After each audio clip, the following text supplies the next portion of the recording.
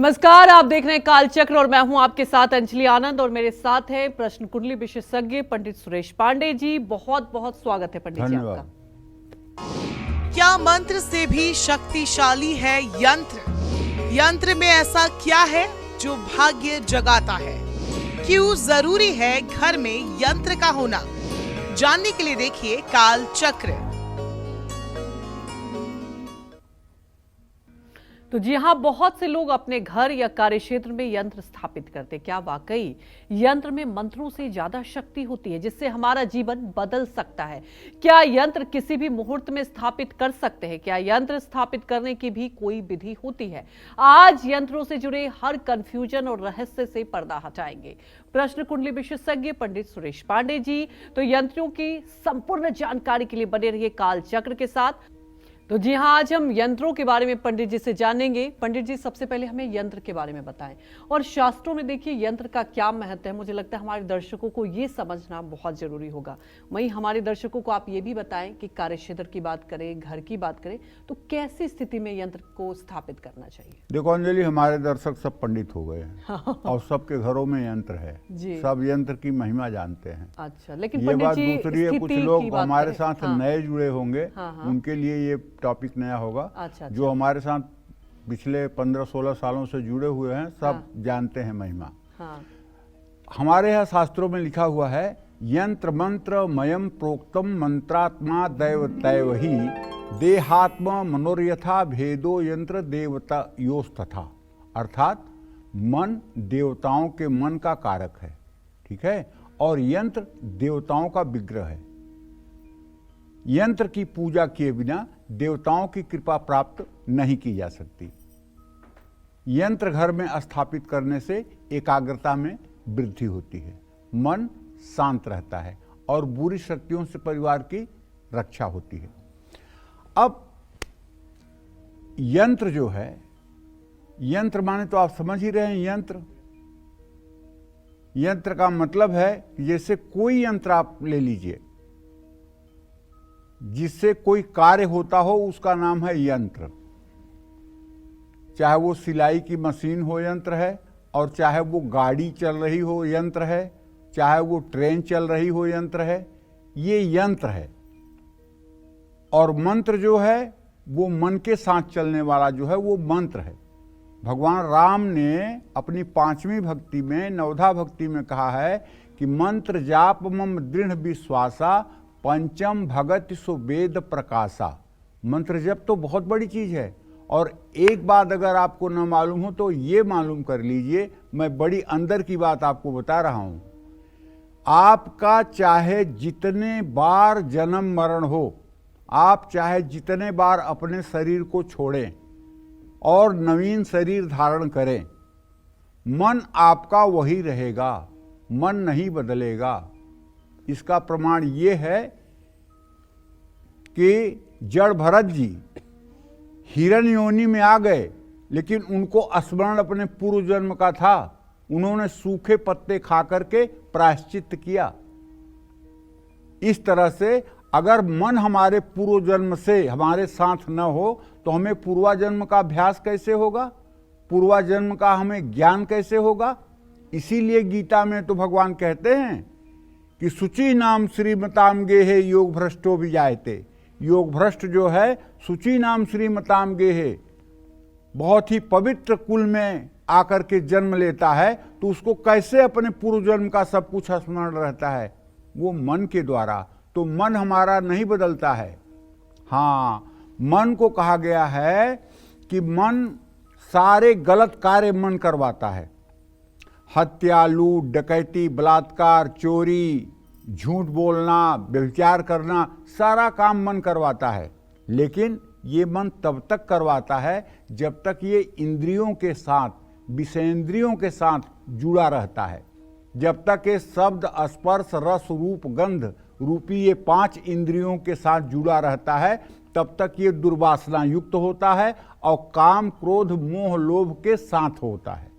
जिस दिन इसका इन 5 इंद्रियों से बिलगाव होता है और ये बुद्धि की अधीनता स्वीकार कर लेता है और इंद्रियों पर नियंत्रण करने लगता है, उस दिन से ये क्या हो जाता है जानते हैं? इंद्रियाणाम मनश्चास्मि, गीता में भगवान कहते हैं अपनी 84 विभूतियों को दिखाते समय, इंद्रियाणाम मनश्चास्मि, इंद्रियों में मैं मन हूं। तो अगर इंद्रिय मन दुर्वासना युक्त है तभी वो खराब है, और नहीं मन जो है ये तो इंद्रियाणाम मनश्चास्मि, भगवान कृष्ण स्वयं कहते हैं इंद्रियों में मैं मन हूं। और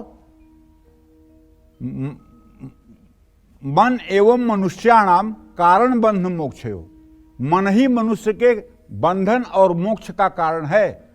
अगर आपका मन सध गया तो आप मोक्ष को प्राप्त हो जाएंगे, अगर आपका मन नहीं सधा तो आप भवसागर में तैरते रहेंगे। इसी भवसागर में, इसी 83,999 योनियों में आपको भटकना पड़ेगा। अब यंत्र की बात करते हैं। यंत्र किस स्थिति में स्थापित करना चाहिए?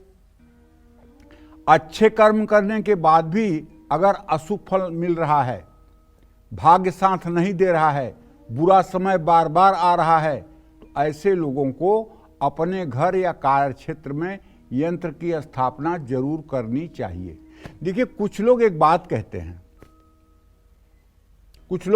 कहते हैं, वशिष्ठ का उदाहरण देते हैं कि वशिष्ठ ने कहा है कि सुनहु भरत भाभी प्रबल, बिलख कहूं मुनिनाथ, हानि लाभ जीवन मरण, जस अपजस विध्यान। अरे, ये बात अगर हम सत्य मान लें और इसी बात को सत्य मानकर हम झंडा गाड़ दें, तो फिर पार्वती ने क्यों कहा कि कोटि जन्म तक रगर हमारी, बरहु शंभु न रहूं कुमारी। या तो शिव जी उनके किस्मत में लिखे होते तो बिना तपस्या के मिल जाते, और अगर तपस्या करने पर मिले तो इसका मतलब कि आदमी अगर जप तप करेगा, आदमी अगर मंत्र अनुष्ठान करेगा, आदमी अगर अपने शरीर को तपाएगा तो निश्चित रूप से उसके लक्ष्य की प्राप्ति होगी। हम ये कैसे मान लें कि सारा कुछ जो है विधाता के ही हाथ में है? अगर विधाता के ही हाथ में सब कुछ है तो मार्कंडे की 5 साल की आयु थी तो उन्हें 1000 वर्ष की आयु कैसे मिल गई? सत्यवान मर गया था तो सावित्री ने उसे वापस कैसे ले लिया? इसलिए कुछ चीजें होती हैं जो वशिष्ठ की बातों से सहमत हूं मैं, लेकिन 100% इस बात से सहमत हूं ऐसा बिल्कुल नहीं है। हमारे शास्त्रों में दूसरे उदाहरण भी इसके लिए भरे पड़े हुए हैं। जब तप करई कुमारी तुम्हारी, भाभी मेट सकह त्रिपुरारी, नारद के वचन हैं कि अगर पार्वती जी तपस्या करेंगी तो जो विधाता का विधान है उसे भी पलट दिया जाएगा। और खुद पार्वती जी कहती हैं सप्तऋषियों से, कोटि जन्म लग रगर हमारी, बरहु शंभुनत रहूं कुमारी। 1 करोड़ जन्म लूंगी, अगर या तो शंभु से विवाह करूंगी, शिव से विवाह करूंगी, नहीं तो कुंवारी रहूंगी। अगर इतने प्रतिज्ञा के साथ हम कोई पूजा पाठ करते हैं, हम कोई मंत्र अनुष्ठान करते हैं, जप तप करते हैं, तो फल देने से हमें कौन रोक पाएगा? पूजा पाठ अगर नहीं कर पाते हैं, उनको अपने घर में यंत्र स्थापना से लाभ मिलता है। घर में रोग है, कर्जा है, विरोधी बढ़ रहे हैं, धनहानि हो रही है, तो भी यंत्र की स्थापना अगर विधि पूर्वक आप कर लें तो निश्चित रूप से लाभ मिलेगा। जैसे पारस पत्थर लोहे को अगर टच करा दिया जाए तो सोना बना देता है, उसी तरह से यंत्रों में भी ये दैवी ताकत है कि यंत्र भी अपने आराधक की मनोकामना पूरी करते हैं। यंत्र किसी विशेष कार्य की सिद्धि के लिए स्थापित किए जाते हैं, उनको काम पूरा होने के बाद विसर्जित भी कर देना चाहिए। धन, सुख, संपन्नता और तनाव से मुक्ति के लिए जो यंत्र स्थापित किए जाते हैं उनको हमेशा अपने पास रखा जा सकता है। जैसे श्री यंत्र है तो इसको कभी विसर्जित नहीं किया जाता है। श्री यंत्र क्या है? इसको यंत्रराज कहते हैं। ये संपूर्ण चराचर जगत ब्रह्मांड का स्वरूप है। अगर आपने श्री विद्या सपर्या वासना की किताब पढ़ी होगी तो आप जानेंगे कि श्री यंत्र क्या है। श्री यंत्र में संपूर्ण ब्रह्मांड समाहित है। और मैं तो अपने दर्शकों को पूरे चैलेंज के साथ कहता हूं कि श्री यंत्र की विधिवत पूजा कर लो और असंभव से असंभव काम जो तुम्हारा हो, श्री यंत्र को दाहिने हाथ पे रख करके 5 बार अपनी मनोकामना कहो, 21 दिन लगातार कहो। तुम्हारी मनोकामना कहने की वृत्ति को दूसरा कोई सुन न पाए, केवल यंत्रराज सुने और तुम कहो। 21 दिनों के अंदर अगर तुम्हारी मनोकामना न पूरी हो जाए तो कहना, निश्चित रूप से पूरी हो जाती है। दूसरी बात, एंजाइटी, डिप्रेशन का कितना भी बड़ा पेशेंट हो, जिसे बहुत एंजाइटी हो, बहुत डिप्रेशन हो, बहुत तनावग्रस्त हो, हर समय नकारात्मक सोचता हो, वो व्यक्ति अगर स्फटिक के श्रीयंत्र को साफ धो पोंछ करके और उसे सिंहासन पर स्थापित करके और उसको अपलक दृष्टि से देखे, मतलब पलक न गिरने पाए, अपलक दृष्टि से रोज 5 मिनट देखने का अभ्यास करे, तो एंजाइटी और डिप्रेशन की बीमारी तो अपने आप कहां भाग जाएगी, आपको पता भी नहीं लगेगा। जय मां विंध्यवासिनी। तो आगे भी यंत्रों के बारे में और जानकारी लेंगे पंडित जी से, लेकिन उसके पहले हमारी एक दर्शक जुड़ चुकी हैं, लक्ष्मी दिल्ली से। लक्ष्मी, आप अपने सवाल पूछिए। हेलो पंडित जी, चरण स्पर्श।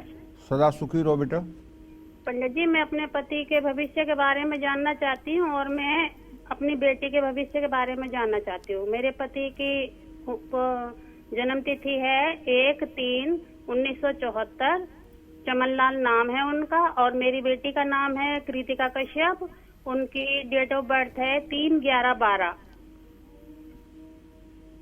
देखो, ऐसा है, आपके पति का भविष्य तो बहुत अच्छा है, लेकिन वर्तमान कुछ संघर्षों से भरा हुआ है जो मैं देख पा रहा हूं लक्ष्मी। इसके आधार पर आपके पति भाव का स्वामी शुक्र हुआ, द्वितीयेश मंगल हुआ, सप्तमेश मंगल हुआ, मंगल और बृहस्पति का इत्थसाल नहीं हो रहा है, इसलिए अभी वर्तमान में तो थोड़ा सा उन्हें संघर्ष करना पड़ रहा है, लेकिन मुझे पूरा विश्वास है कि मार्च 2025 के बाद उनके समय अच्छे हो जाएंगे। जो तुमने दूसरा प्रश्न किया है अपने कन्या के लिए, तो उसके बारे में मैं बता दूं, सूर्य इस समय धनु राशि में बुध के साथ गोचर कर रहा है और इसका विद्या भाव ठीक है। थोड़ा इसके स्वास्थ्य पर अगर ध्यान दोगे तो मतलब कि ये निश्चित रूप से बड़ी सफल कन्या होगी और बहुत ही साध्वी और बहुत ही चरित्रवान लड़की होगी। बस थोड़ा इसके स्वास्थ्य पर ध्यान देने की ज़रूरत है और इसके खान पान में आपको ध्यान देना चाहिए कि इसका खान पान वही हो जो मतलब कि घर से बना हुआ हो या घर का तैयार किया हुआ हो। इसको बाहरी खान पान से बचाने की जरूरत है। जय मां विंध्यवासिनी। पंडित जी, यंत्र के बारे में आप बता रहे हैं और बाकी जिस तरह से आपने बताया मुझे लगता है बहुत महत्व है, लेकिन लोगों के मन में ये सवाल रहता है अक्सर कि उनको कौन सा यंत्र स्थापित करना चाहिए। क्या होता है, कई बार गलत जानकारी और उल्टा फल देने लग जाता है, और किस व्यक्ति के लिए कैसा यंत्र फलदायी होता है ये बताएं आप। देखो, यंत्र तो तभी आपको स्थापित करना चाहिए जब कोई यंत्रविद, मंत्रविद और कोई मतलब कि बहुत ही अनुभवी व्यक्ति आपको प्रेस्क्राइब करे। बिना किसी के प्रेस्क्रिप्शन के, जैसे दवाई नहीं खाई जाती है, उसी तरह से चाहे मंत्र करना हो, चाहे यंत्र की पूजा करना हो, बिना किसी अनुभवी व्यक्ति के द्वारा नहीं करना चाहिए। सारे मंत्र सबको सूट नहीं करते हैं। बिल्कुल पंडित जी। हमारे शास्त्रों में, मंत्र महारणों में कूर्म चक्र है। कूर्म चक्र के आधार पर निर्णय होता है कि किस नाम वाले को कौन सा मंत्र सूट करेगा और किस नाम वाले को कौन सा मंत्र नुकसान पहुंचाएगा। अच्छा, समझ रही हो? मतलब मंत्रों का भी देख। हाँ, तो वो कूर्म चक्र के आधार पर डिसाइड किया जाता है कि इस व्यक्ति को ये मंत्र करना चाहिए, ये मंत्र इसके लिए हानिकारक है। बहुत लोग पागल हो जाते हैं मंत्र करके, तो कहा जाता है कि हाँ, उल्टा मंत्र जप रहे थे इसलिए पागल हो गए। उल्टा नहीं जप रहे थे, कूर्म चक्र के विपरीत जप रहे थे, जो उन्हें सूट नहीं करता। जैसे सारी दवाइयां किसी को सूट नहीं करती, किसी को कोई दवा बहुत रिएक्शन कर जाती है, उसी तरह से सारे मंत्र सबको सूट नहीं करते हैं। इसके लिए बाकायदा कूर्म चक्र है, और कूर्म चक्र का जिसको ज्ञान न हो वो दूसरे को मंत्र न बताए कि आप ये मंत्र करिए, आप ये मंत्र करिए, आप ये मंत्र करिए, क्योंकि कर्मकांड जो है ये दुधारी तलवार है। अगर सीधी चलेगी तो लक्ष्य को भेदेगी, अगर उल्टा चल गई तो आपको ही मारेगी। बिल्कुल। अंधकासुर ने बिना ज्ञान के कवच के मंत्रों से हवन कर दिया, उसका परिणाम हुआ कि उसका पूरा कुल नष्ट हो गया और उसके घर में कोई चिराग जलाने वाला नहीं बचा। तो कहने का आशय यह है कि बिना किसी अनुभवी, बिना किसी तत्वज्ञानी और बिना किसी शास्त्र को अवलोकित किए हुए व्यक्ति के मुख से सुन करके कुछ नहीं करना चाहिए। जी। हाँ, धर्म आध्यात्म में सफलता प्राप्ति के लिए गीता, गायत्री, राम रक्षा स्तोत्र, मत्स्य या विष्णु यंत्र शुभ फलदायी हो सकता है। चिंता, कष्ट, भय से मुक्ति के लिए हनुमान, भैरव, गणेश, दुर्गा यंत्र शुभ है। लंबी बीमारी और विरोधियों से रक्षा के लिए, जीवन पर संकट से बचने के लिए बीसा, बगलामुखी या महामृत्युंजय यंत्र का या महाकाली यंत्र की स्थापना करनी चाहिए। वैवाहिक जीवन में तनाव है, संतान सुख नहीं मिल रहा है, संतान गोपाल यंत्र, कनकधारा यंत्र या श्री यंत्र की स्थापना करनी चाहिए। विद्या, ज्ञान और सम्मान की प्राप्ति के लिए गुरु यंत्र, सूर्य यंत्र, गणेश यंत्र और सरस्वती यंत्र की स्थापना करनी चाहिए। स्थापना करके विधि समेत षोडशोपचार इनका पूजन करना चाहिए, इनके मंत्रों का जप करना चाहिए और इनकी चल प्रतिष्ठा रोज करनी चाहिए। हाथ में चावल लेकर के, बाएं हाथ में चावल लेकर दाहिने हाथ से ओम मनोर्ज्योतिर्युक्ताम माजस्य बृहस्पति यज्ञमिमं संविदधातु विश्वे देवाशी हमादयन्ताम ओम प्रतिष्ठो। तो इस तरह से प्रतिष्ठा भी रोज करनी चाहिए, पूजा भी रोज करनी चाहिए। एकदम बात बन जाएगी, जो आप चाहते हैं वो हो जाएगा। जय मां विंध्यवासिनी। तो बिल्कुल जैसा कि पंडित जी ने आपको बताया कि आप सही जानकारी लेकर ही यंत्र को स्थापित करें। पंडित जी, अब मैं चाहूंगी कि हमारे दर्शकों को आप उस यंत्र के बारे में बताएं, क्योंकि हर कोई चाहता है उसकी आर्थिक स्थिति में सुधार हो और दरिद्रता जो है हमेशा के लिए दूर हो जाए। इसके बारे में बताएं। देखो, पुराणों में श्री यंत्र को देवी लक्ष्मी का प्रतीक कहा गया है। श्री यंत्र में 2816 देवी देवताओं की शक्तियां विद्यमान हैं और 33 कोटि देवी देवता इस श्री यंत्र में रहते हैं। शक्तिशाली और प्रभावशाली होने के कारण ही श्री यंत्र को यंत्र राज कहा गया है। शास्त्रों में जहां भी श्री यंत्र का वर्णन है वहां उसे यंत्र राज नाम से संबोधित किया गया है। सारे यंत्र यंत्र हैं, लेकिन श्री यंत्र यंत्र राज है, इस बात को ध्यान दीजिए। यंत्र शिरोमणि और खोड़सी यंत्र भी इसे कहा जाता है। खोड़सी नाम त्रिपुर सुंदरी का है। जो मां त्रिपुर सुंदरी 10 महाविद्याओं में हैं, उनको ही खोड़सी कहा जाता है। श्री यंत्र की घर में स्थापना करने से आर्थिक समृद्धि होती है। जिस घर में श्री यंत्र के सामने बैठ करके श्री सूक्तम और लक्ष्मी सूक्तम, ललिता सहस्रनामावली का पाठ किया जाता है, वहां मां लक्ष्मी सदैव सदैव सदैव निवास करती हैं। एकाक्षी नारियल और कमल गट्टे की माला, 14 मुखी रुद्राक्ष, दक्षिणावर्ती शंख की स्थापना अगर कर लिया जाए और श्री यंत्र के साथ की जाए तो इसका लाभ हजारों गुना बढ़ जाता है।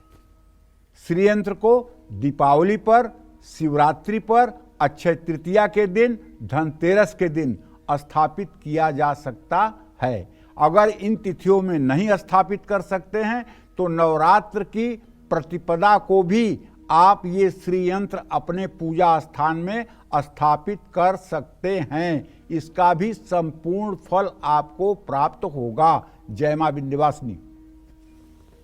अपनी चर्चा को आगे बढ़ाएंगे, लेकिन उसके पहले हमारे एक दर्शक जुड़ चुकी हैं, संतोष दिल्ली से। संतोष, आप अपने सवाल पूछिए। प्रणाम पंडित जी। हाँ, सदा सुखी रहो बेटा। पंडित जी, मेरे 2 प्रश्न हैं। एक, मैं 67 इयर्स की हूँ। मेरे पति पर एक कोर्ट केस चला, वो केस कब खत्म होगा और उनके हक में हो जाएगा? दूसरा प्रश्न है, मेरी बेटी की डेट ऑफ बर्थ 5/8/83 है, 5:50 PM रोहतक। उसकी मैं दूसरी शादी करना चाहती हूँ। एक लड़के से बात चल रही है, हेमंत उसका नाम है। वो 11 अक्टूबर 79 का है, 9:22 PM दिल्ली। उसके साथ उसकी शादी कर दूं तो जीवन, शादी के बाद वो सुखी रहेगी, जीवन सुखी रहेगा? पहला प्रश्न आपका क्या है, एक बार फिर से बताइए। कोर्ट केस पति पे चल रहा है, कोर्ट में केस चल रहा है। चलो, मैं बताना चाहूंगा कि तुम्हारे पति भाव का स्वामी जो है सूर्य है, उससे 10th भाव का स्वामी शुक्र है। सूर्य और शुक्र की स्थिति इस समय जो बनी हुई है, तृतीय एकादश बनी हुई है।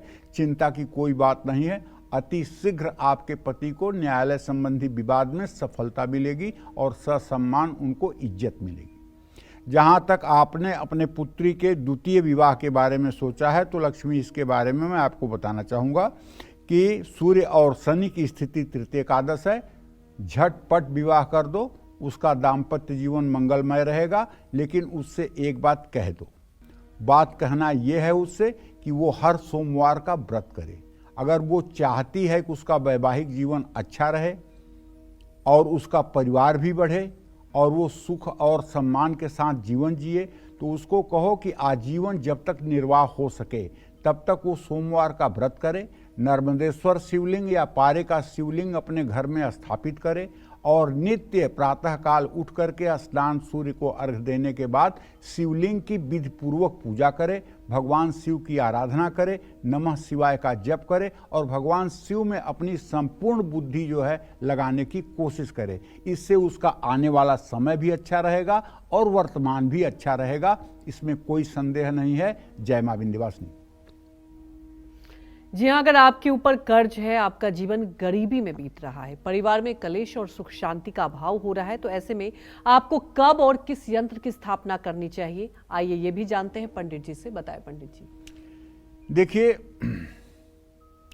आजकल तो सबसे ज्यादा लोग अगर भाग रहे हैं ना तो पैसे के ही पीछे भाग रहे हैं, जबकि सबको एक बात पता है कि हमारे साथ एक माचिस की तीली भी नहीं जानी है, ये सबको पता है। लेकिन इसके बाद जब कोई कोई लोग मुझसे मिलते हैं और कहते हैं पंडित जी मैं 300-400 करोड़ का आदमी बन जाऊंगा, तो उस समय काफी अपने को समझाना पड़ता है कि चुप रहो, कुछ कड़वे जवाब मत दो, क्योंकि मन में हंसी छूटती है कि क्या 300-400 करोड़ रुपए पाने के बाद आपको शांति मिल जाएगी? क्या आप सुखी हो जाएंगे? संसार के किसी व्यक्ति से अगर कहा जाए तू कोई एक बात मांग लो जो पूरी कर दी जाएगी, उसके बाद तुम्हें किसी चीज की आवश्यकता ना हो। सिर्फ एक चीज है जिसको पाने के बाद किसी चीज की आवश्यकता नहीं रह जाती, वो है प्रभु का दर्शन। अगर आपको भगवत दर्शन हो गए तो उसके बाद कुछ नहीं चाहिए।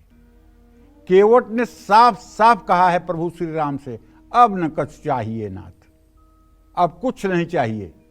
बहुत जन्म जन्मों तक मजूरी की, आज ही मुझे पूरी मजूरी मिल गई, अब कुछ मुझे नहीं चाहिए। तो कहने का मतलब यह है कि लक्ष्मी की प्रधानता सदा से रही है। यहां तक बताऊं आपको कि एक बार इंद्र से नाराज होकर के महालक्ष्मी चली गई थी। इंद्र एकदम धनहीन हो गया था, विपन्न हो गया था, दुखी हो गया था, म्लांत हो गया था। उसने जाकर ब्रह्मदेव से प्रार्थना की कि मेरे ऊपर से लक्ष्मी रूठ कर चली गई हैं, मेरा वैभव खत्म हो गया है। अरे बड़ा बढ़िया इसका देवी भागवत में वर्णन आता है। भगवान ब्रह्मा ने इंद्र को एक मंत्र दिया, ओम श्रीम ह्रीम क्लीम ऐम कमल वासिन्य स्वाहा। कहा कि जाओ इस मंत्र का 10 लाख अनुष्ठान करो, निश्चित रूप से मां लक्ष्मी प्रसन्न होंगी और तुम्हारा वैभव बचेगा। जाकर के इंद्र ने इसका अनुष्ठान किया, पुनः लक्ष्मी प्रकट हुई और पुनः स्वर्ग का वैभव स्थापित हुआ।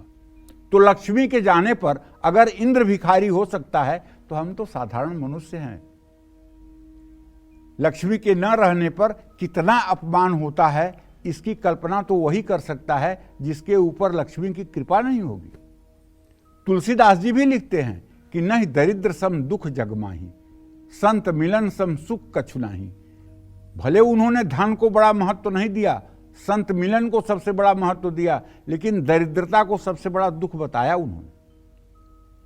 और जो कुबेर हैं ये मां लक्ष्मी के खजांची हैं, सचिव हैं। तो जिस घर में धन की कमी है, आर्थिक संकट है, गरीबी है, कर्ज है, उस घर में रहने वालों को श्री यंत्र के साथ कुबेर यंत्र की भी स्थापना करनी चाहिए। कुबेर यंत्र की स्थापना धनतेरस और दिवाली के दिन शुभ मुहूर्त में या प्रदोष काल में करनी चाहिए। जिस परिवार में बहुत कलेश रहता है, सुख शांति का अभाव है, ऐसे घर में सुख समृद्धि यंत्र की स्थापना करनी चाहिए। इस यंत्र को घर में स्थापित करके मां लक्ष्मी और गणेश की पूजा जरूर करनी चाहिए। आपके घर में छोटा या बड़ा किसी भी तरह का वास्तु दोष है तो आपको अपने घर में वास्तु शांति यंत्र की भी स्थापना करनी चाहिए। जय मां विंध्यवासिनी। मंत्रों की बात तो कालचक्र में अक्सर हम करते ही हैं, लेकिन आज पंडित जी आपको यंत्रों के बारे में सबसे सटीक और अहम जानकारी दे रहे हैं। अपनी इसी चर्चा को आगे बढ़ाते हुए बात करते हैं उन लोगों की जिनकी प्रॉपर्टी पर किसी ना किसी तरह का विवाद बना हुआ है या प्रॉपर्टी सही दामों में बिक नहीं रहा है। ऐसे लोगों को कब और कौन सा यंत्र स्थापित करना चाहिए, आइए जानते हैं पंडित जी से। पंडित जी, इस सवाल पर हम आएंगे, लेकिन एक सवाल मेरे मन में तब से है, यंत्र और मंत्र की बात, मंत्रों के बारे में भी अक्सर हम लोग अपने दर्शकों को बताते हैं, लेकिन क्या मंत्र का अपना एक अलग महत्व है और यंत्र का अपना एक अलग महत्व है? क्या दोनों साथ साथ चलते हैं? दोनों साथ साथ ही चलते हैं, दोनों एक सिक्के के दो पहलू हैं। अच्छा। मंत्रों के द्वारा ही यंत्रों में प्रतिष्ठा होती है और मंत्रों के द्वारा ही यंत्रों की सिद्धि होती है। यंत्र बिना मंत्र के अधूरा है, मंत्र बिना यंत्र के अधूरा है जी। यंत्र चाहे निर्माण की बात हो चाहे स्थापना की बात हो, मंत्रहीन अगर यंत्र है तो वो पत्थर ही है। अच्छा। मंत्रों के द्वारा उसमें शक्ति की जाती है। अब जैसे ये 5 तत्वों का आपका शरीर है, मन बुद्धि अहंकार जुड़ा, इसमें प्राण आया तो संचालित हो गया ना। हाँ। और अगर इसमें से प्राण निकाल लिया जाए तो ये तो मुर्दा हो गया, फिर इसे तो जला दिया जाएगा, इसे 1 घंटे कोई प्यार नहीं करेगा। उसी तरह से यंत्र है, यंत्र में जब मंत्र रूपी शक्ति का प्रवेश कराया जाता है तो यंत्र जागृत हो जाता है।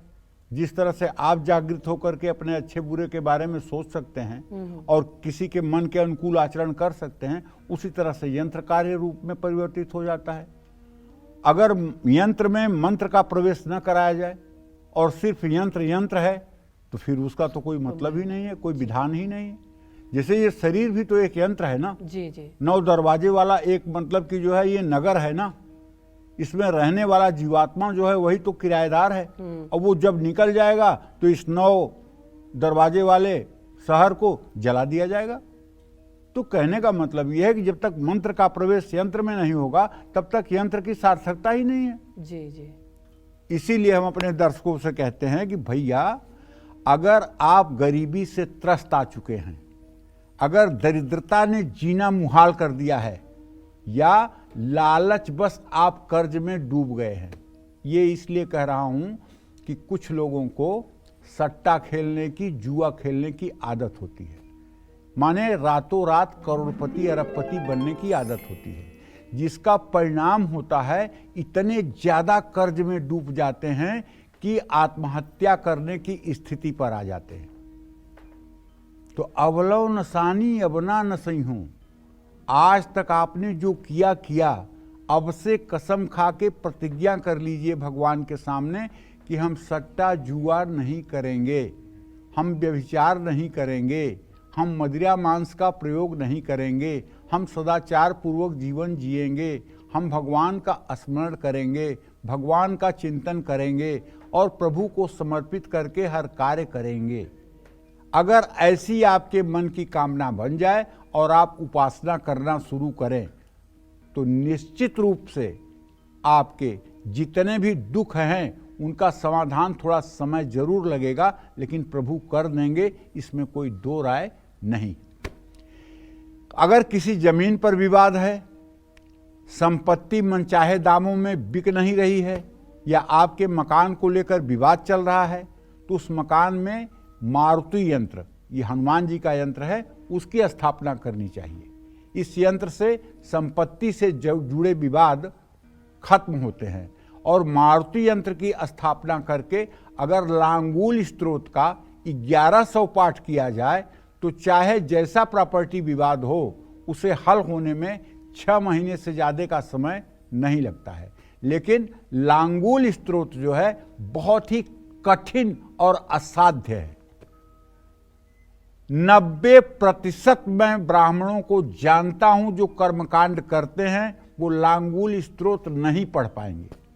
सिर्फ जिन्होंने वेद पढ़ा होगा, जो वैदिक ब्राह्मण होगा, वही लांगुल स्त्रोत का पाठ कर पाएगा, वो इतना क्लिष्ट है। तो अगर मारुति यंत्र की स्थापना करके और एक अनुष्ठान पूर्वक लांगुल स्त्रोत का 1100 पाठ करवा लिया जाए तो प्रॉपर्टी से जुड़ा चाहे जैसा भी विवाद हो, वो विवाद आपको निश्चित रूप से न्याय दिलवाएगा। हाँ, जिस चीज पर आपका कोई आधार न बनता हो, अब आप कहिए कि मैं लांगुल स्त्रोत का पाठ करवाऊंगा और मारुति यंत्र स्थापित करूंगा, इंडिया गेट मेरा हो जाए, राष्ट्रपति भवन मेरा हो जाए, तब थोड़ी होगा। हाँ, उस पर आपका हक बनता हो और कोई नाजायज तरीके से उस पर अपना हक पेश कर रहा हो, वहां ये फायदा होगा। आप उसके अधिकारी हों जिसके लिए आप पूजा कर रहे हैं, तब वो आपको प्राप्त होगा। अगर आप अनाधिकारी हैं तो करते रहिए पूजा, कोई मतलब नहीं है।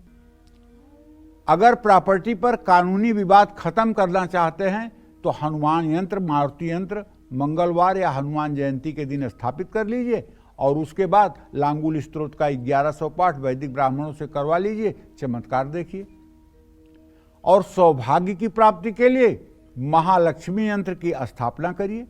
इस यंत्र को कार्तिक अमावस्या के दिन भी आप स्थापित कर सकते हैं, लेकिन ज्यादा अच्छा होगा कि धनतेरस के दिन, दिवाली के दिन, अक्षय तृतीया के दिन, नवरात्र के पहले दिन, नवरात्र की अष्टमी को इसको अगर आप स्थापित करें तो ये ज्यादा अच्छा होगा। ये ज्यादा अच्छा नहीं, बहुत अच्छा होगा। और स्थापना करें तो ध्यान रखें, यंत्र की पूजा जैसे श्रीयंत्र है तो श्रीयंत्र को दक्षिणावर्ती शंख में पहले जल भर करके और उसको पीतल की थाली में यंत्र को रख करके श्री सूक्तम के मंत्रों को बोलते हुए शंख के द्वारा उस श्रीयंत्र का अभिषेक करिए, फिर दूध के द्वारा अभिषेक करिए, फिर गन्ने के रस से अभिषेक करिए, फिर शहद से अभिषेक करिए, फिर घी से अभिषेक करिए, दही से अभिषेक करिए, फिर उस पर थोड़ी सी चीनी लगा करके यंत्र को साफ करिए, फिर शुद्ध जल से अभिषेक करिए, साफ कपड़े से पोंछकर उसे सिंहासन पर आरूढ़ करिए। उसके बाद में कलावा, हल्दी, अक्षत, सिंदूर, रोली, अबीर, गुलाल सब चढ़ाइए, लाल पुष्प चढ़ाइए और उसके बाद में धूप दीप जलाइए और एक तांबे या पीतल की प्लेट में काजू, किशमिश, मिश्री, फल का भोग लगाइए, पान का पत्ता चढ़ाइए, एक गिलास में भगवती के लिए पानी रखिए और कपूर से आरती करिए और श्री सूक्तम का पाठ अनवरत करते रहिए। देखिए, दरिद्र आपका अगर जल के भस्म न हो जाए तो आप कहिएगा। कलयुग में आज भी चमत्कार होता है, बस आपके श्रद्धा के ऊपर डिपेंड है कि आपकी श्रद्धा कैसी है। अगर आपकी श्रद्धा है कि बदलेगा समय तो बदलेगा, अगर आपके मन में शंका है कि हो सकता है बदले या ना बदले तो कुछ नहीं बदलेगा। जाकी रही भावना जैसी, हरि मूरत देखिए तिन तैसी। आपका जैसा विश्वास होगा वैसा आपको फल मिलेगा। जय मां विंध्यवासिनी। तो अब बात करते हैं आपके घर और कार्यक्षेत्र के वास्तु दोष की। घर में अगर जल संबंधी वास्तु दोष है या आपको संतान से जुड़ा कोई दुख है तो ऐसे में आपको कौन सा यंत्र अपने घर में स्थापित करना चाहिए, आइए जानते हैं। पंडित जी, वास्तु के बारे में हम लोग कालचक्र में कई बार चर्चा भी कर चुके हैं और आपने ये भी समझाया कि कई बार कुछ ऐसी स्थिति होती है कि वो वास्तु दोष रहता है। अब ऐसे में क्या करना चाहिए, किस यंत्र को स्थापित करना चाहिए? देखिए, जिस मकान में जल का स्थान, कुआं और पानी की टंकी आग्नेय कोण या गलत दिशा में साउथ ईस्ट में हो, वहां वरुण यंत्र की स्थापना करनी चाहिए। इस यंत्र की स्थापना से मकान में जल संबंधी सभी वास्तु दोष दूर तो नहीं होते हैं लेकिन थोड़े कम हो जाते हैं। जिस परिवार को अभी तक संतान का सुख नहीं मिला है, संतान है लेकिन वह दूर रहती है, माता पिता का सम्मान नहीं करता है, या फिर आपकी संतान को बार बार परेशानी और रुकावटों का सामना करना पड़ रहा है, तो अपने घर में आपको एक संतान गोपाल यंत्र की स्थापना करनी चाहिए। जो महिलाएं चाहती हैं कि मेरा संतान जीवन भर सुखी, संपन्न, सद्बुद्धि युक्त और राष्ट्र और समाज के लायक बने, उन्हें चाहिए कि वो अपने घर में वृंदावन जा करके एक सुंदर सा लड्डू गोपाल ले आएं शुभ मुहूर्त में और उसे अपने घर में बड़ी श्रद्धा के साथ स्थापित करें। और जैसे छोटे शिशु की देखभाल की जाती है, उसी तरह से आप लड्डू गोपाल की सेवा करें। आप जानते हैं, महिलाएं जब अशौच रहती हैं, अशुद्ध रहती हैं, तो उस समय में उनको कहा गया है कि देवी देवताओं की पूजा पाठ आप नहीं कर सकती, लेकिन लड्डू गोपाल की पूजा कर सकती है। इसलिए कि अपना 1 महीने का नवजात जो बालक होगा, 2 महीने का जो बालक होगा, तो क्या अशौच महिला उसको दूधपान नहीं कराएगी? दूध तो पिलाएगी ना। तो उस महिला के लिए भगवान कृष्ण तो 2 महीने के बालक हैं, तो वो तो हर समय उनकी सेवा करेगी, इसमें कोई दोष नहीं लगेगा, क्योंकि उनका बाल स्वरूप है। अगर वही बाल स्वरूप ना हो तो दोष लगेगा। तो कहने का आशय ये है कि अगर हम कोई यंत्र स्थापित कर रहे हैं या कोई पूजा कर रहे हैं, तो उसमें हमारी भावना की बड़ी प्रधानता है। भावो ही विद्यते देवः, भाव में ही देवता विद्यमान है। अगर भाव नहीं तो कुछ नहीं। जय मां विंध्यवासिनी। देखिए, पंडित जी ने ये भी आपको बताया कि अगर प्रॉपर्टी विवाद हो तो क्या करना चाहिए, सुख शांति के लिए क्या कुछ करना चाहिए। लेकिन पंडित जी कहते हैं ना, हेल्थ अगर अच्छा हो तो सब कुछ अच्छा होता है। कई बार देखा जाता है किसी घर में कई लोग बीमारियों से परेशान रहते हैं, घर में नेगेटिव एनर्जी होती है, घर घुसते ही एक अच्छी फीलिंग नहीं आती है, तो वैसे में क्या करें, किस यंत्र को स्थापित करें? देखो, ऐसा है, अगर किसी मकान में नकारात्मक ऊर्जा है या मकान में बहुत भयंकर वास्तु दोष है, जैसे ईशान कोण में टॉयलेट है, अग्नि कोण में पानी का स्थान है, नैऋत्य कोण बढ़ा हुआ है, ईशान कोण कटा हुआ है, ईशान कोण में सीढ़ियां हैं, तो भैया ये सब ऐसी समस्याएं हैं कि ऐसे घरों में रहने वाले लोग ना तो खुश रह पाते हैं और ना तो स्वास्थ्य से अच्छे रह पाते हैं। तो इसके लिए सर्व बाधा मुक्ति यंत्र की स्थापना करनी चाहिए। इस यंत्र से घर में नकारात्मक ऊर्जा दूर होती है और यह यंत्र उस घर में रहने वालों के जीवन में हर बाधा को दूर करने की क्षमता रखती है। लेकिन मैं तो ये कहूँगा कि इससे भी बढ़िया उपाय आपको आजमाया हुआ बता रहा हूँ। वो उपाय है, आप गायत्री यंत्र की स्थापना करें। लेकिन गायत्री यंत्र तभी आप स्थापित कर सकते हैं जब आपके घर में लहसुन प्याज भी नहीं बनेगा। मांसाहार की बात तो बहुत दूर की है, लहसुन प्याज भी नहीं बनेगा और घर का कोई सदस्य नहीं खाएगा। गायत्री छंदसाम मातेत, गायत्री वेदों की माता है। ये सब कुछ दे सकती हैं, ब्रह्मा का पद दे सकती हैं, इंद्र का पद दे सकती हैं, मोक्ष दे सकती हैं। इनके लिए कुछ भी असंभव नहीं है। गायत्री के लिए कुछ भी असंभव नहीं है। इस चराचर जगत में जो भी संभव है वो गायत्री से संभव हो सकता है। अगर आप सुचिता पूर्वक दैन्य भाव से गायत्री यंत्र की स्थापना करके और गायत्री के 24 माला मंत्रों का नित्य जप करना शुरू करें, तो आपके घर में चाहे जितना दुख दरिद्र बीमारी होगी, अति शीघ्र उन सब का समाधान हो जाएगा। और दूसरा भी एक उपाय आपको बता देता हूं। अगर आप गायत्री का 24 माला जप नहीं कर सकते, तो गायत्री यंत्र की स्थापना करके श्रीमद् देवी भागवत महापुराण के 12वें स्कंध का प्रथम अध्याय से लेकर के और 6ठे अध्याय तक का रोज सुबह शाम पाठ करिए।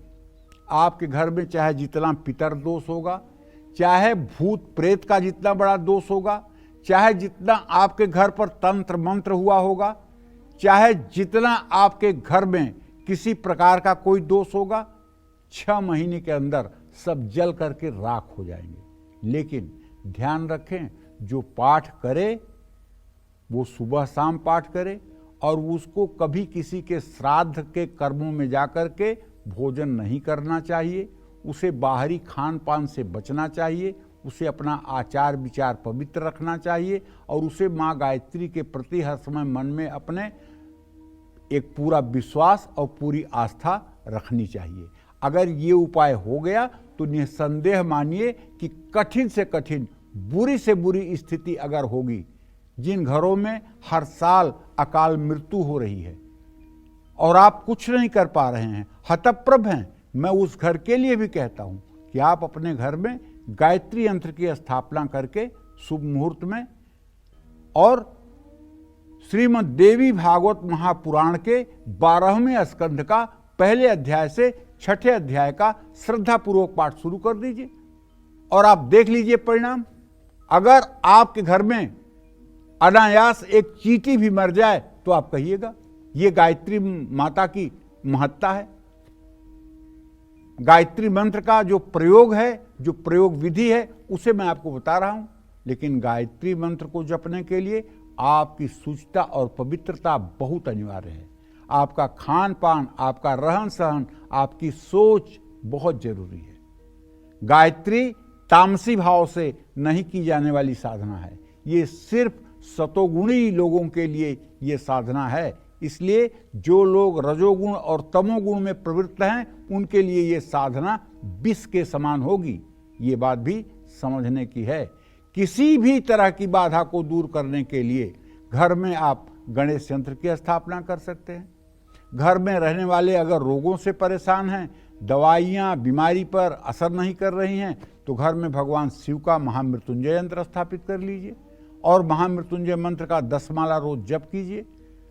स्वास्थ्य में काफ़ी लाभ मिलेगा। और हाँ, कभी किसी को, अब देखिए ये बात मैं नहीं मानता हूँ लेकिन मैं कहता हूँ इसलिए समाज में देख रहा हूँ, किसी को ये लगता है कि हमारे ऊपर कोई ऊपरी बाधा है जिसके कारण हमारा दिमाग विक्षिप्त रहता है, हमारी तबीयत खराब रहती है, हमको मतलब कि जो है परेशानी होती है और तमाम प्रकार के शारीरिक ऐसे कार्य हो जाते हैं जो एक स्वाभाविक व्यक्ति को नहीं करना चाहिए।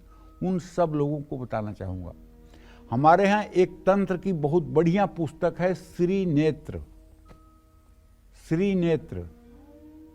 और उस श्री नेत्र में लिखा हुआ है कि ओम जूम शह, ये त्रैक्षर भगवान शिव का जो बीज मंत्र है ये बड़ा ही पावरफुल है, बहुत शक्तिशाली है।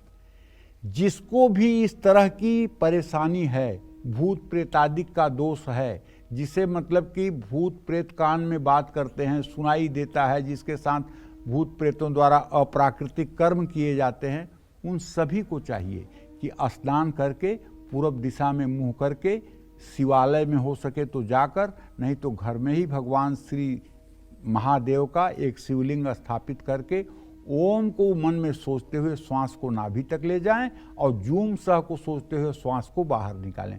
ये क्रिया 24 मिनट करें, सुबह शाम करें। निश्चित रूप से 40 दिनों के अंदर उस व्यक्ति का जो भी समस्या है, जो भी उसके ऊपर बाधा है, वो बाधा जलकर नष्ट हो जाएगी, इसमें कोई संदेह नहीं है। जय मां विंध्यवासिनी।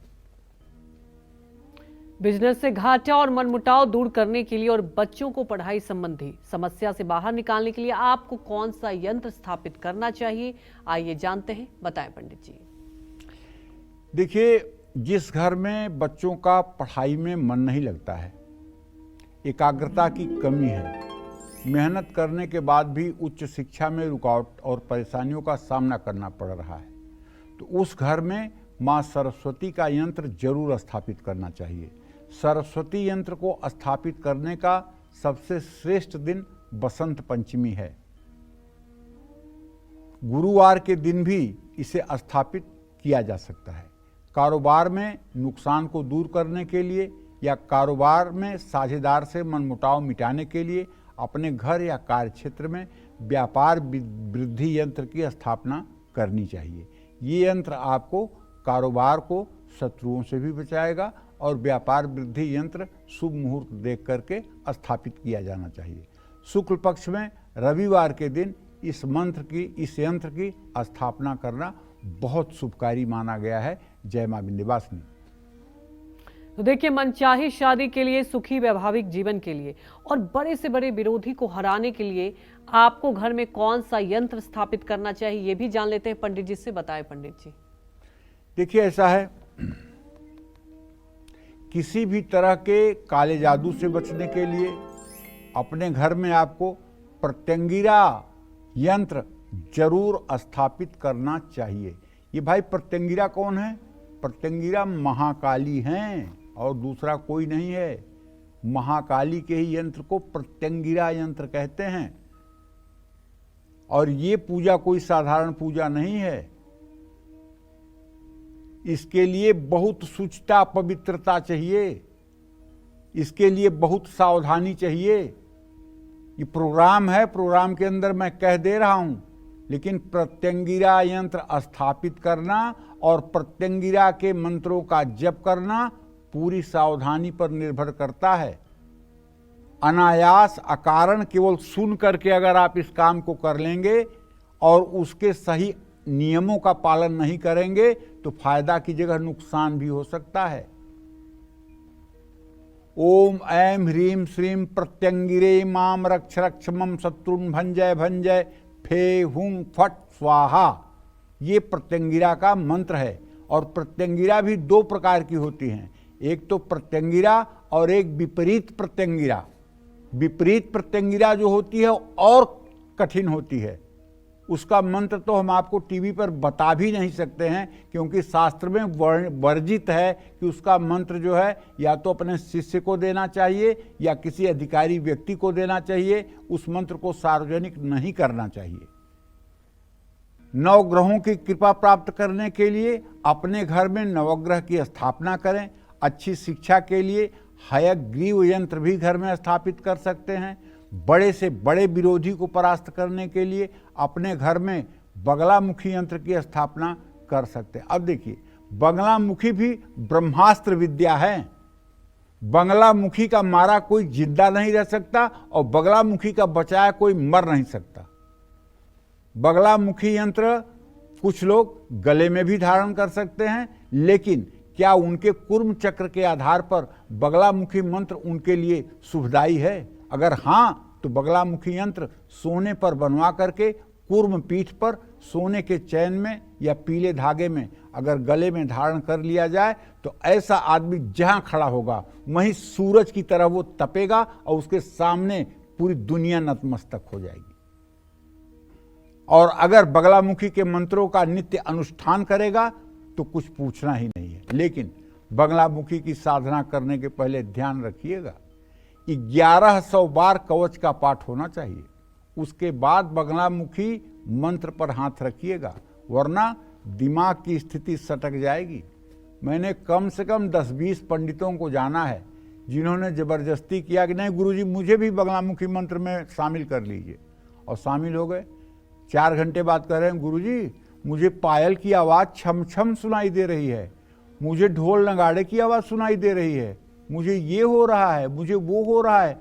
भैया अभी एक ही दिन हुआ है, तुम बाहर हो जाओ और जाओ जो है ओम नमो भगवते वासुदेवाय का जप करो। क्यों? क्योंकि ये बगलामुखी यंत्र जो है, बगलामुखी मंत्र जो है, अगर ये आपको सूट नहीं करती तो आपको मानसिक विक्षेप भी दे सकती है। वैवाहिक जीवन में सुख शांति के लिए और शुक्र ग्रह के बुरे प्रभाव को कम करने के लिए शुक्र यंत्र स्थापित करिए। शादी में देरी हो रही है, मनचाहा जीवन साथी नहीं मिल रहा है, तो आकर्षण यंत्र की भी स्थापना आप कर सकते हैं। जय मां विंध्यवासिनी। और आप बात करते हैं उस विधि की जिस विधि से आपको अपने घर में यंत्र स्थापित करना चाहिए। पंडित जी, ये जब भी हम चर्चा करते हैं और आप बहुत इजी तरीके से भी बताते हैं कि देखिए आप जानकारी हो तभी कुछ करें। यंत्र की बात हम करते हैं, जैसे मैंने आपसे पूछा कि मंत्र और यंत्र, जैसे आपने ये भी एक्सप्लेन किया, एक ही पहलू होते हैं। तो क्या ये समझा जाए कि अगर यंत्र की जब हम स्थापित करें तो प्राण प्रतिष्ठा डाला जाता है, उसको ये भी समझा जाए?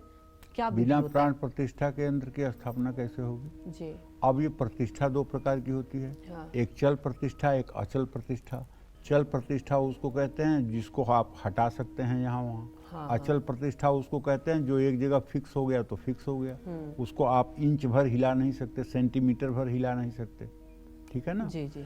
तो कहने का मतलब यह है कि सोमवार, बुधवार, शुक्रवार, गुरुवार के दिन मध्य भाग में या सूर्योदय के समय पूरब दिशा की ओर मुंह करके बैठ जाइए और पंचामृत से यंत्र की शुद्धि करिए, हल्दी, चंदन, अक्षत और फूल अर्पित करिए और फिर इसकी स्थापना सही दिशा में करिए। और हाँ, अगर संभव हो तो किसी विद्वान और सदाचारी, शुभ कर्म युक्त ब्राह्मण को अपने घर बुला लीजिए और उसके द्वारा मंत्रोच्चार के द्वारा आप अपने घर में यंत्र की स्थापना करिए।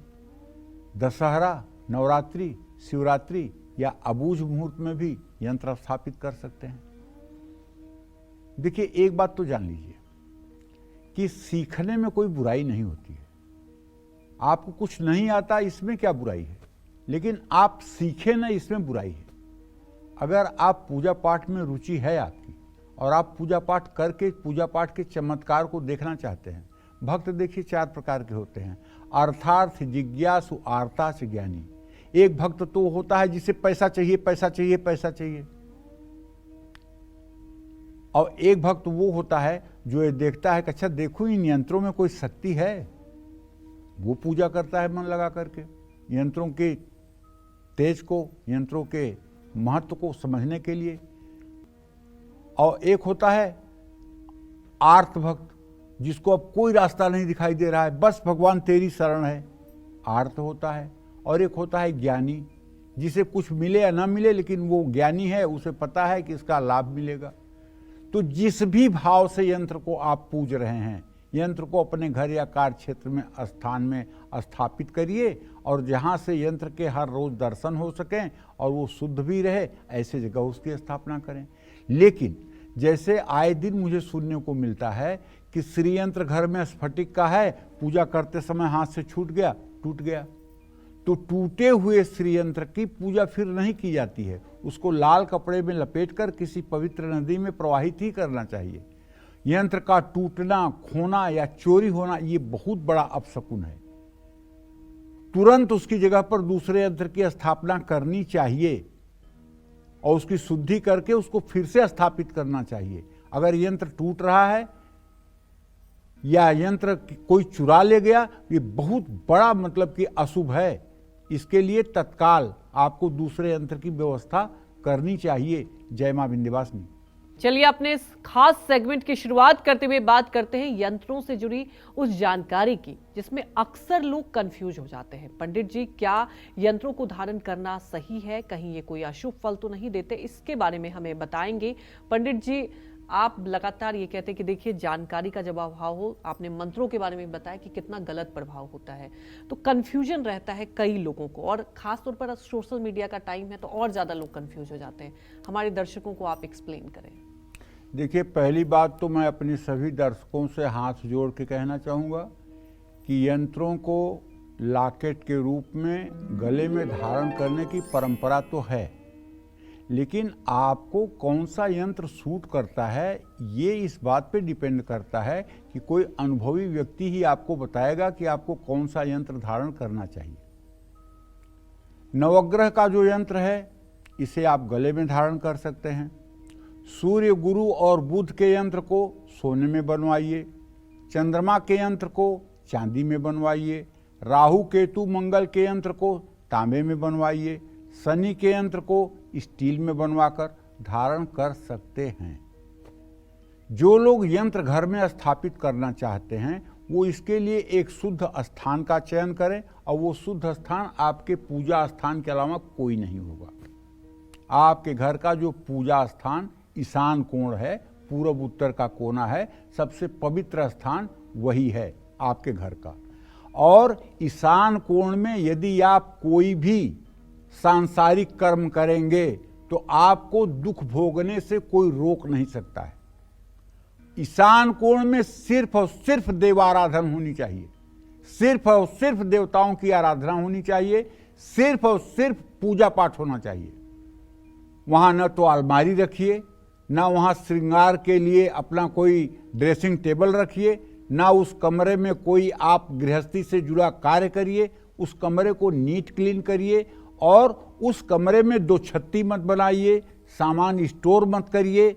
अगर आप चाहते हैं कि आपकी मनोकामना पूरी हो तो आपको अपने पूजा स्थान को बिल्कुल साफ सुथरा और हल्का रखना चाहिए।